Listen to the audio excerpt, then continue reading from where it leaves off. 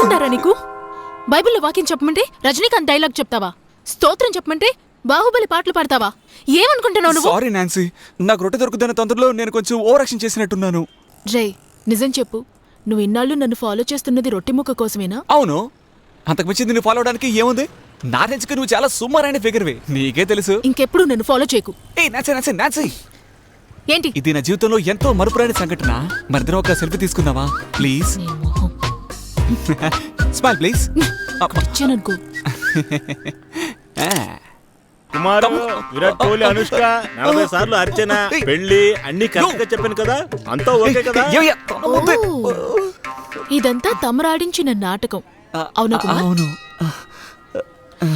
ఎందుకు ఇలా చేస్తున్నావు? అది కాదు, ఇంకో 2 minutes లో నీకు ప్రపోజ్ చేద్దాం అనుకున్నాను. అందుకే నీ మూడ్ సెట్ చేసి కొంచెం ప్రిపేర్ అవుతూ వచ్చాను. Nancy Nancy, yes!